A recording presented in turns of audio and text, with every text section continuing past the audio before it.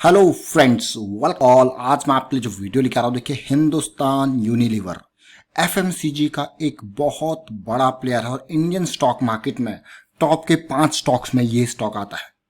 जब बात आती है डिफेंसिव स्टॉक्स की, जब बात आती है लेस रिस्क वाले शेयर्स की, तब नाम आता है हिंदुस्तान यूनिलीवर का, क्योंकि ये एफएमसीजी पर्सनल केयर सेगमेंट का स्टॉक है। अब बात आती है 25 करोड़ शेयर्स की।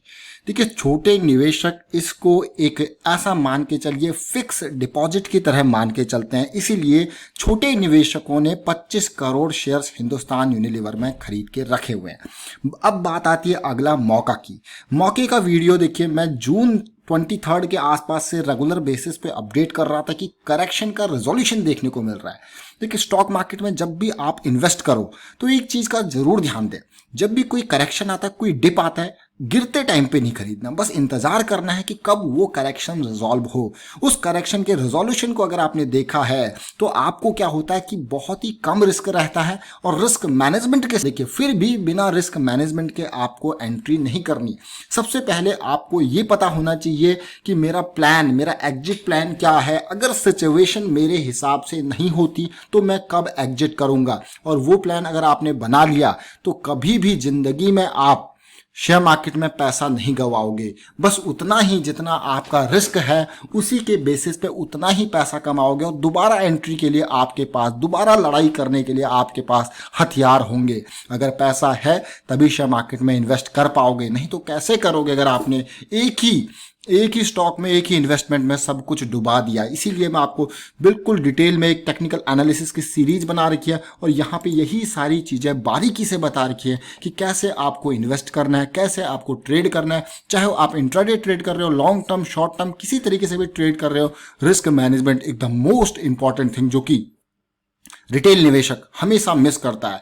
और वो किसी एक स्टॉक में जिंदगी के ऐसे टाइम फ्रेम पे पैसा इतना लगा देता है कि वो कभी ना कभी लॉस करके ही बैठेगा। बट जब रिस्क मैनेजमेंट के साथ चलेगा, अपने डिसिप्लिन के साथ चलेगा, तो फिर वो कभी मार्केट में पैसा गवाएगा नहीं, क्योंकि risk management is the most important thing. इसीलिए कहते हैं हेलमेट जरूर पहन के चलना है। अब स्टॉक के लिए ऊपर चल रहे हैं यहाँ पे, जिसका नाम है हिंदुस्तान यूनिलीवर। हिंदुस्तान यूनिलीवर के शेयर को देखिए, 5 क्या यहाँ पे लाख करोड़ का, 5 लाख करोड़ का मार्केट कैपिटलाइजेशन, 2200 का आसपास का प्राइस। अगर आप देखोगे स्टॉक को, आप कहोगे यार पी रेशियो बहुत ही ज़्यादा है। देखिए, मैं कहूँगा ये ज़्यादा नहीं भाई, वैल्यू जो है वो पैसे के हिसाब से आती है। इस चीज़ को याद रखें, क्योंकि ये बहुत लोगों का पसंदीदा शेयर है। इसको लोग, देखिए पी रेशियो का मतलब होता है हर 75 रुपीज़ पे 1 रुपये कमा के ये दे रहा है, लेकिन फिर भी लोग इसको खरीद रहे हैं। देखिए, इसकी रिटर्न ऑन कैपिटल एम्प्लॉयड 117% की है। समझ रहे हो, 117%। जो भी कैपिटल एम्प्लॉय कर रखी है उस पर इतना रिटर्न मिलता है।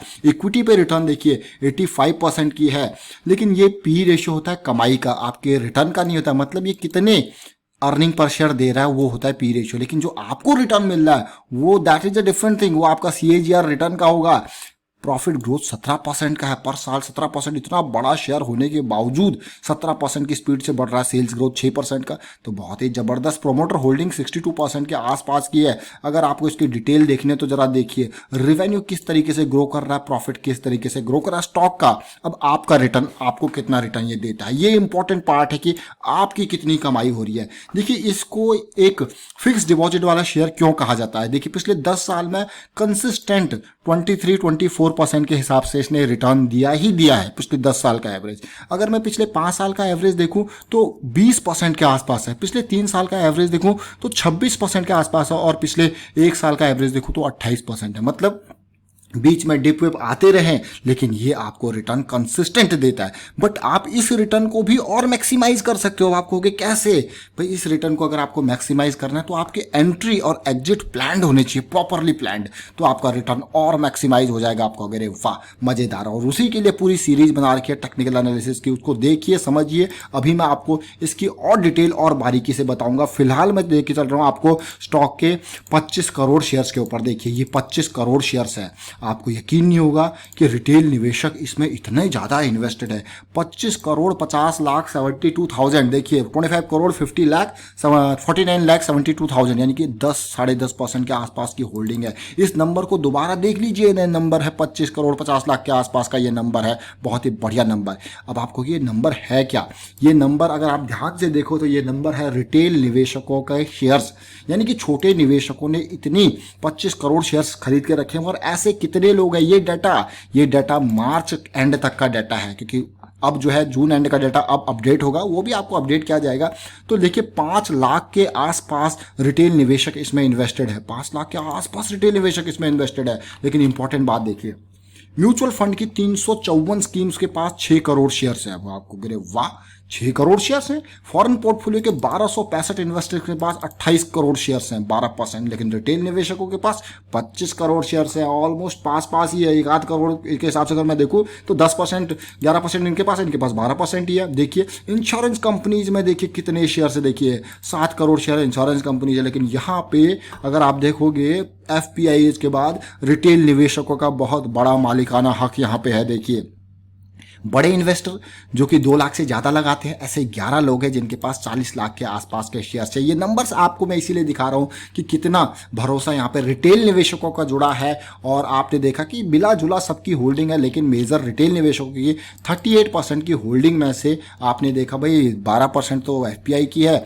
और 11% के आसपास रिटेल निवेशकों की है। मेनली तो 12 और 23% तो यही हो जाता है, देखिए। और उसके अलावा अलग अलग हैं बहुत सारे इन्वेस्टर। अब इंपॉर्टेंट बाद में क्यों इस स्टॉक को आपके लिए लेके आऊँ, देखिए हर बार जब भी मैं कोई भी स्टॉक आपके लिए लेके आता हूँ कोई इंपॉर्टेंस होती है टेक्निकल लेवल पे जरूर उसमें।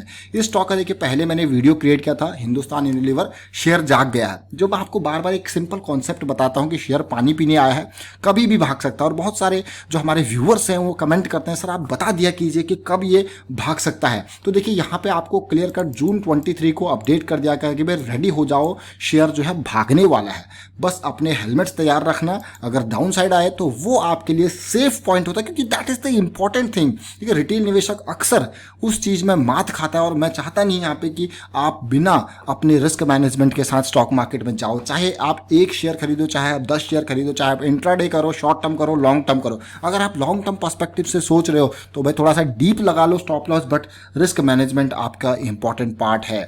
अब देखिए यहाँ पे जून 23 को ये वीडियो बनाया था, उसके बाद फिर से इसका वीडियो मैंने जुलाई 7 को भी इसका क्रिएट किया था कि भाई एफएमसीजी शेयर्स के लिए तैयार रहो, कभी भी भाग सकते हैं। चाहे वो हिंदुस्तान यूनिलीवर हो, Dabur India, Marico, Nestle India, 4 share की तो बात करी थी, साथ के साथ टाटा कंज्यूमर, ये कभी भी रैली ले सकते हैं। ये जुलाई 7 का वीडियो है। अब देखिए अब हिंदुस्तान यूनिलीवर आज की डेट में थोड़ा मूवमेंट देखने को मिला था, बट जो जून 23 का वीडियो था वहां पे जो इंपॉर्टेंट पार्ट था वो क्या था, वो आपको ये बताया गया था यहाँ पे कि ये जो एरिया है ये हल्का सा भागा था, ये मेन एरिया इसने उस दिन क्रॉस किया था। और आपका जो स्टॉप लॉस था वो काफी इंपॉर्टेंट यहाँ पे था, और ये एरिया क्रॉस किया था 2140 का, ये एरिया था उस दिन 2140, ये पॉइंट था उस दिन का। लेकिन आज की डेट में बहुत ही इंपॉर्टेंट चीज है ये करेक्शन रिजोल्यूशन, मैं आपको फिर से यहाँ पे बताऊंगा।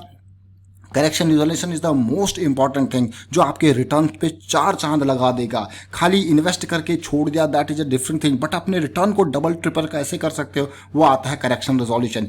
देखिए मंथली चार्ट को अगर आप देखोगे तो अप्रैल के महीने में जब स्टॉक्स देखिए एकदम थोड़ा थोड़ा रिकवर कर रहे थे, ये ऐसा भागा मार्च से लेके अप्रैल के महीने में अगर आप डिफरेंस देखोगे तो 1750 से लेके 2600 की रेंज तक ये चला गया। पर जब इतनी तेज भागेगा तो सस्टेन करना, इतना बड़ा शेयर है, मुश्किल होता है। तो करेक्शन की रिक्वायरमेंट होती है। करेक्शन हुई, साथ के साथ माल बिका। एक बड़े हिस्सेदार ने माल बेचा अपना 1900 के रेट पे। माल बेचने के बाद बहुत दिन ये यहीं पे पड़ा रहा, ऑलमोस्ट 1 महीना, और ये ऐसा लग रहा था कब उठेगा, हर कोई यही सोच रहा था कब उठेगा। लेकिन हमने आपको पहले ही अपडेट कर दिया था भाई कभी भी उठ सकता है। वो लेवल कौन सा था करेक्शन रिजोल्यूशन का जो आपको बताया गया। अब मैं आपको ध्यान से फिर से यहाँ पर रिपीट करूंगा, देखो चीज़ों को, इसको बिल्कुल ध्यान से सीखना। देखिए ये आपने देखा करेक्शन स्टार्ट हो चुकी है, करेक्शन स्टार्ट होती रही 1 2 3 4 5 6 7। अब ये देखिए देखिए ये लो पॉइंट आपका बन चुका था। ये लो पॉइंट बनने के बाद आपने देखा कि धीरे धीरे आपके लोज जो हैं वो ऊपर खिसकते जा रहे हैं, मतलब पुराने लो से ऊपर ही हैं, बट स्टिल अभी जो हाई पॉइंट है वो अभी नीचे है। लेकिन यहाँ पे ये जून का महीना था, ये यहाँ पे ये पॉजिटिविटी देखने को मिली थी, लेकिन अभी अभी इसने जस्ट चीज़ें पार की है और इंपॉर्टेंट बात थी, फिर से एक करेक्शन आपको देखने को मिला है और उसके बाद ये रिजोल्यूशन, और आप देख सकते हो कि कैसे शेयर 2230 के आसपास चला गया। अब बात क्या आती है, अब बात ये आती है, अब इसको मैं डेली टाइम फ्रेम पे आपको लेकर जाऊंगा तो और पिक्चर आपकी क्लियर होगी। कभी भी स्टॉक को जब गिरता है ना शेयर, उसको थोड़ा सा मतलब कॉन्फिडेंस में, आपके कॉन्फिडेंस में आना चाहिए कि हाँ शेयर को हम कब खरीदें, क्योंकि जब तक आपको कॉन्फिडेंस नहीं आएगा उसको बॉटम पे खरीदना फायदा नहीं है। और कभी भी बॉटम फिशिंग के चक्कर में मत फंसिए। कई बार ऐसा होता है कि एक आध शेयर बहुत ही अच्छी क्वालिटी का आपको दिखता है, जैसे टाटा मोटर्स जैसा शेयर, लेकिन आप बॉटम फिशिंग के चक्कर में उसको खरीदते रहते हो और वो देखिए 600 रुपये से 500 पे आता है, आप खरीदते हो 400 पे आता है, 100 पे आता है, 200 पे आता है, कहाँ तक चला गया सोचिए। अब फिर उस जब वापस ही जाता है तो वो 4-5 साल, ऐसा नहीं कि वो अच्छा शेयर हो तो वापस नहीं जा सकता है, बट आपका पैसा तो ब्लॉक हो गया। जो आपने 500-400 रुपये पे खरीदा था बॉटम फिशिंग के चक्कर में, वो तो आपका ब्लॉक हो गया।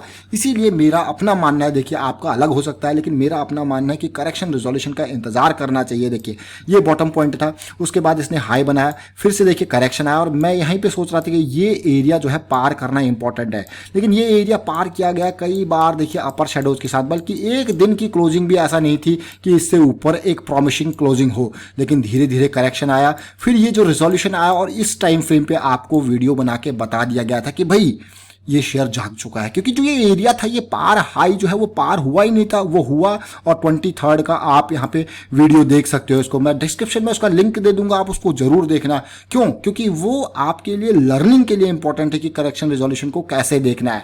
और जब ये करेक्शन रिजॉल्व हुआ तो बात आती है रिस्क मैनेजमेंट, कैसे कहाँ पे स्टॉप लॉस लगाएं। तो आपके लिए पहले ही आपको बता दिया था कि भाई 2050 के आसपास का आपका स्टॉप लॉस होना चाहिए, और अगर आप और डीप रखना चाह रहे हो तो फिर आपका स्टॉप लॉस जो है वो 1960 के आसपास होना चाहिए। ये इंपॉर्टेंट पॉइंट है, क्योंकि बिना रिस्क मैनेजमेंट के साथ स्टॉक मार्केट में जाना is a very very bad thing. ये मान के चलिए आप बाइक चला रहे हो फुल स्पीड में और बिना हेलमेट के, जरा सोचिए ये चीज होती है stock market. Stock market investment are subject to market risk. आपने सुना होगा, आपने देखा होगा, टेलीविजन में ऐड भी आती हैं, लेकिन कोई उसको अगर आप इंप्लीमेंट नहीं करोगे तो that is a tough situation. अब देखिए अब इसने आज की डेट में सेकंड पड़ाव पार किया है। आप कहोगे थोड़ा सा स्पीड इस बार मुझे स्लो लग रही है, लेकिन धीरे धीरे अपनी लाइन पे आ रहा है, क्योंकि एकदम यहाँ पे इतनी बड़ी करेक्शन थी, थोड़ा स्पीड स्लो जरूर है लेकिन अपनी लाइन पे आ रहा है। बट एक बात ध्यान दें, अब जिन्होंने यहाँ पे एंट्री करी थी अब अपना स्टॉप लॉस थोड़ा सा ऊपर यानी कि ट्रेल कर लो, 2120 के आसपास स्टॉप लॉस अब आप पहुंचा दो,